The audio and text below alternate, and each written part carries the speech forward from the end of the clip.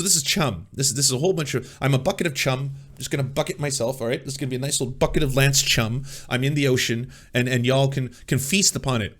Feast upon my chum. That's what the segment's basically going to be about. So yeah, okay, so there's a good title. I now present to you a new segment on the Serfs, Feast Upon My Chum.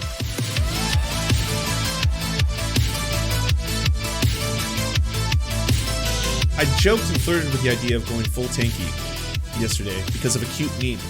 It was because of, where's that cute meme? Where's my lizards at? Oh, there they are. Just because this one looks silly. You know, I was like, that one looks like they're on the up and up. I kind of like the silly one. I get what this meme is trying to say, because anarchists and communists are based, but tankies are just silly clowns on the internet. I get it, but this one looks kind of fun. I'm like, I kind of want to be the silly one, you know? But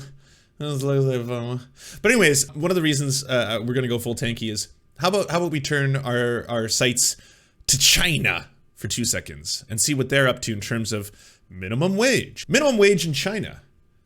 As different parts of China have very different standards of living, China does not set one minimum wage for the entire nation. Instead, the task of setting minimum wages is delegated to the local governments. Each province, municipality, or region sets its own minimum wage in accordance with its own local conditions. According to the country's employment promotion plan, minimum wages are supposed to increase in accordance with local living standards by at least 13% through 2015 and no less than 40% of the average local wages. Minimum wages under such policies increased by an average of 12.6% between 2008 and 2012. However, the growth rate of minimum wage levels decreased in 2016 because there was an economic downturn, reflecting the Chinese government's efforts to reduce pressure on enterprises resulting from uneven growth between labor costs and production rates. The overall trend for the change of minimum wage levels is diverse across the provinces, with much smaller increases in developing regions and much more rapid growth in less developed regions. From June 2015 to June 2016, 22 regions made changes to their minimum wage levels. In 2016, the average growth rate dropped 14.5% from 17% in 20. Like, can you imagine if your growth rate is from 17 to 14.5 in minimum wage, and that's considered like a massive drop, whereas in the US it's zero. It's consistently zero. In Guangdong, provincial government announced it would maintain the 2015 minimum wage levels in 2016 and 2017. The minimum growth rate in Shanghai has decreased from 12.3 to 8.4%. Growth. These are just growth rates. These are ever increasing growth rates. These aren't like year by year. Will it change or not? This is how much it grows or does not grow based on their policies. Guizhou province stands out. The region carried the most significant hike of minimum wage levels in 2016. 55% increase in the minimum wage. Now, if you were to go through these region by region, as I'm sure people are going to pick apart, you'll notice that in these amounts don't total a huge amount in American dollars, the purchasing power. I believe like 1,500 is somewhere around the 300 US, somewhere around there. But that is also because the standard of living and the cost of living, the cost, not the standard, the cost of living is much, much lower in these regions. So if you were to adjust that for the actual cost of living, it would be much higher. Now, I'm not here to sing praises about China, even though I am singing praises about China a little bit in this.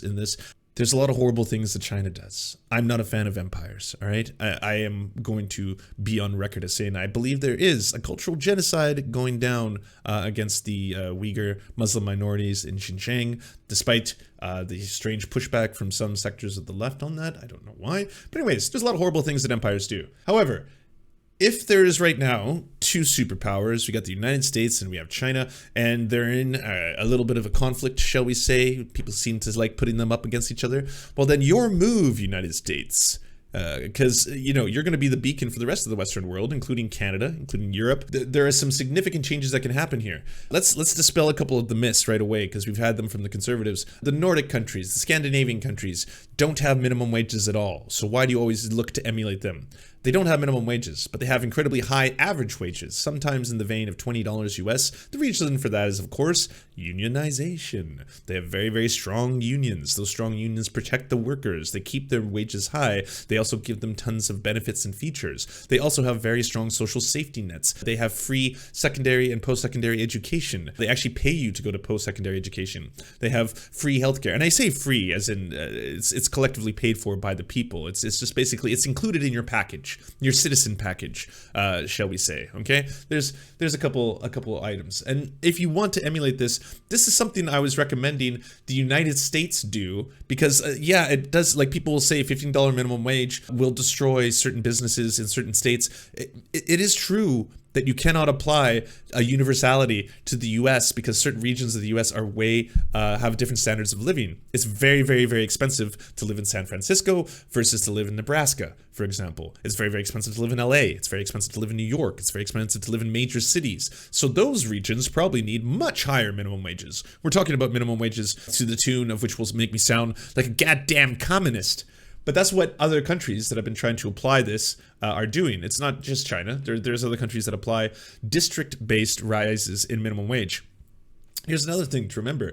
These are increasing regularly in China. And I'm saying this as in, hey, look what they're doing. This is something that they're doing better than you. They're not doing it based on like, shall we fight and 10 years later do we get it? No, they're supposed to increase as time goes on because of course there's inflation and there's costs. China has done more to lift more human beings out of poverty in the last couple decades than any other country has done in human history. And I'm not saying that as in like, hey, by the way, Lances have fallen tanky now. No, I'm saying there are things that other countries do well that you should emulate. Don't emulate the bad things. Don't emulate the soft imperialism. Don't emulate the exploitation of African nations. Don't emulate any of that. Don't emulate what they're doing to the Philippines and what they're doing to try and build artificial islands to say they have more claim over territory. Don't put billions of dollars into your military, things like that. These are all horrible, shitty things. Don't have concentration camps where you develop and make a whole bunch of products for major corporations, companies like Nike and Apple. Don't do that. Those are all really bad things.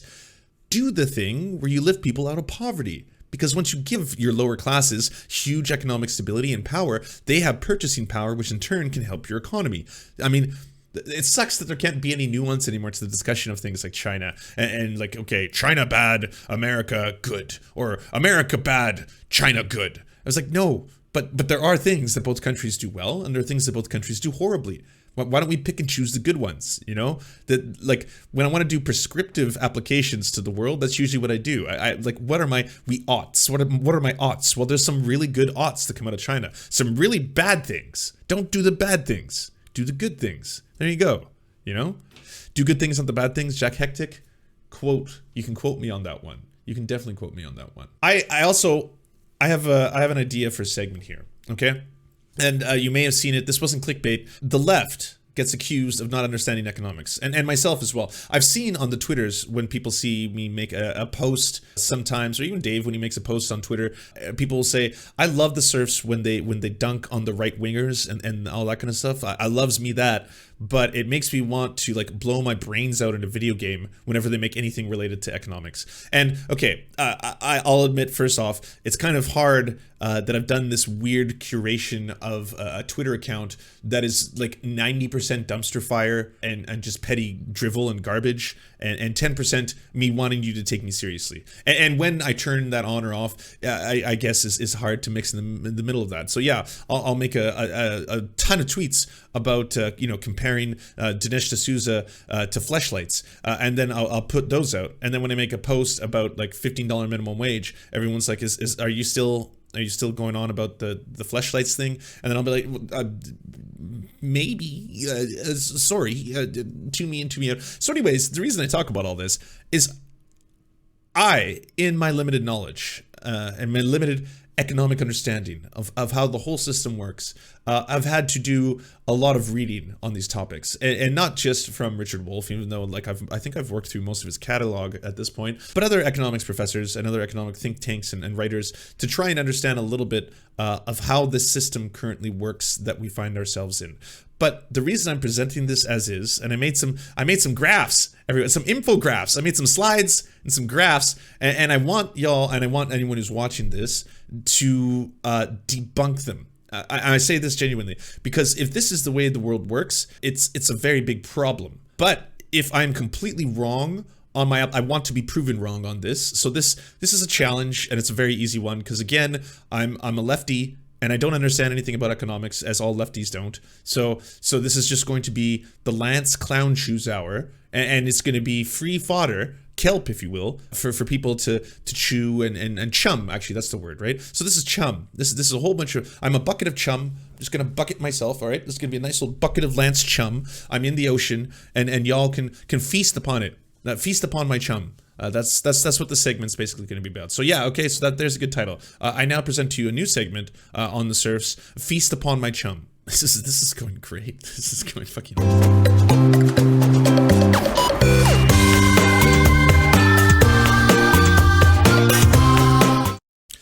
Okay.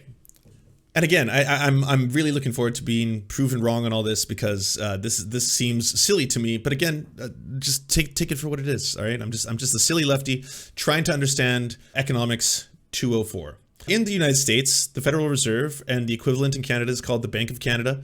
What they've been doing is they started a system. It's not the first time they did it, but they were doing it under Trump, in which they provide nearly 0% interest rate money lending to private corporations, as in the Federal Reserve can print money. It creates money digitally in fiat currency, if you will, ones and zeros. It can create money out of thin air, and then it can loan money to private corporations at a nearly 0% interest rate. These private corporations could be applying for this money for a handful of reasons. Typically, they have to be very large corporations, and it can be for any host of reasons. It could be because they failed at this thing called capitalism. It could be because the company's not doing very well. There's a new term in economics that's being thrown around a lot right now called zombie corporations, in which the corporations aren't turning profits and they won't become profitable, but they're being kept afloat through this system. So this is what's known in the United States and Canada as monetary policy, where the Federal Reserve will, at nearly 0% interest rates, loan money to private corporations. So far, not controversial, right?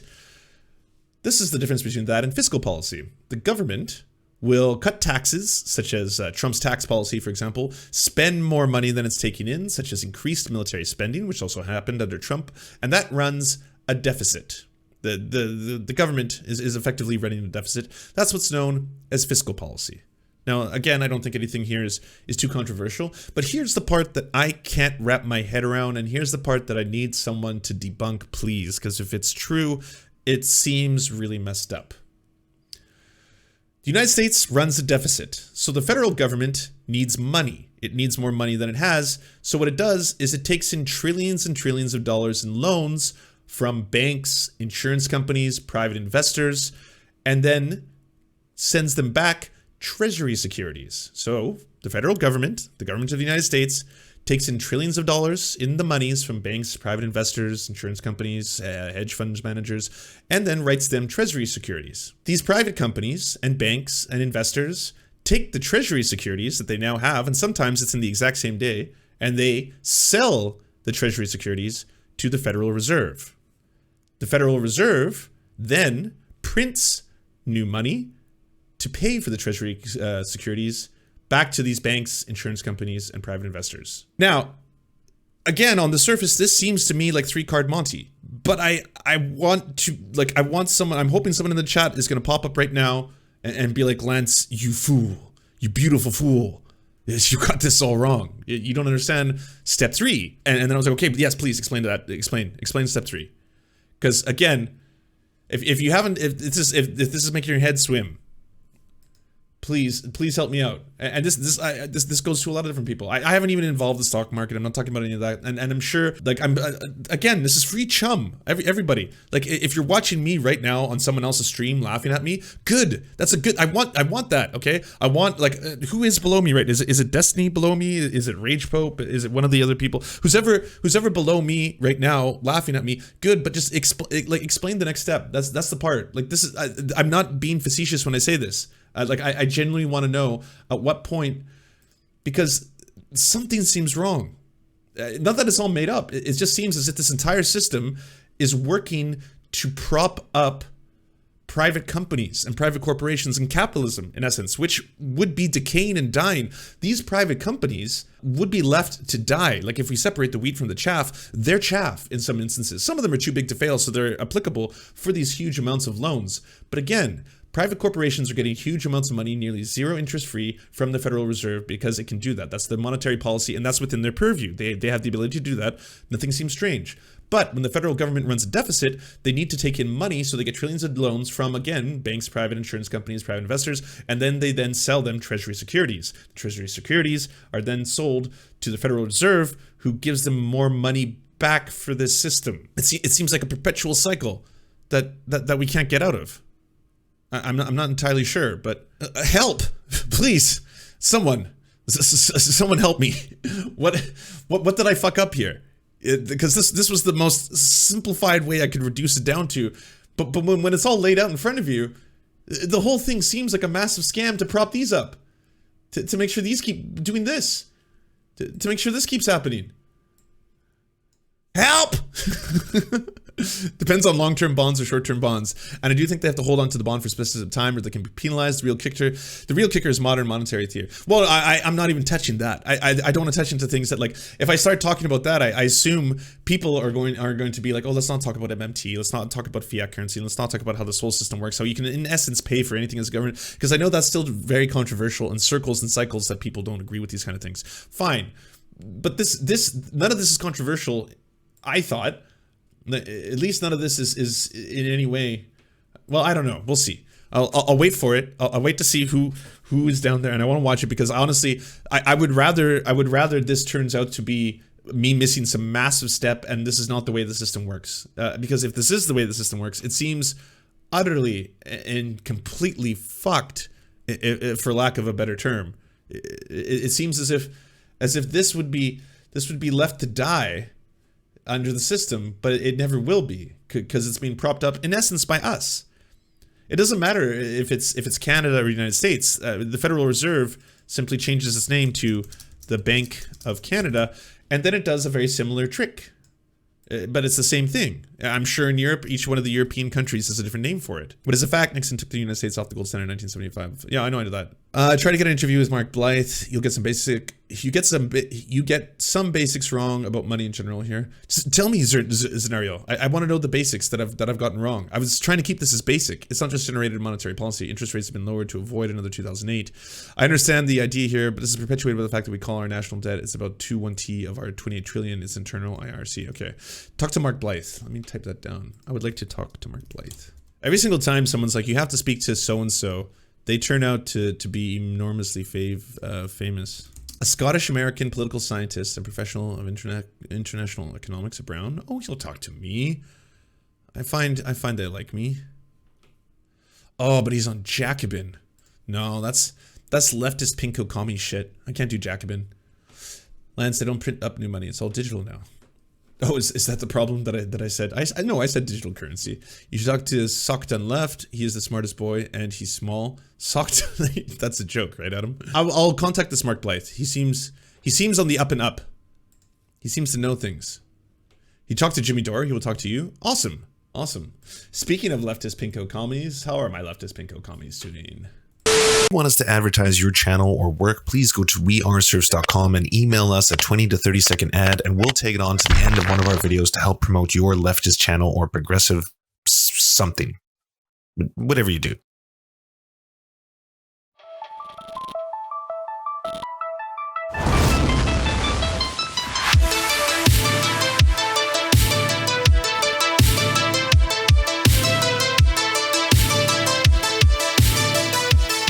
To our gods, Anra, Xander Corvus, Schlatsky, we look to the stars for your divine guidance. To our monarch, Tom Spiker, we are merely puppets for your amusement. To our lords, Trevor R., Alexander Thaler, Hans Josephine, Ryan Lubin, Jimothy K. Meeble-Beeps Jr., Bisexual Black Gamer, and Tofox, we shall carry your banner into the fog of war. To our Knights of the Round Table, Josh Mickelson, Zach Christensen, Todd Buckingham, Todd Lajeunesse, Political Puppy, Jimmy Bignuts, Andreas Chiringuito, Yoppie, Violent Orchard, Sophie Baby, Thomas Barrington, J. Fraser Cartwright, Goofalankius, Melissa Murphy, Nicholas Marks, Radical Maniac, The Great Pudini, Kale Kotka, Anthropophagic, Serene 42, Chronic de Hemphog, Phone Jenny, Incosin, Constance Joyce Lacheris, and Ramon Acosta, we drink with you and we salute you.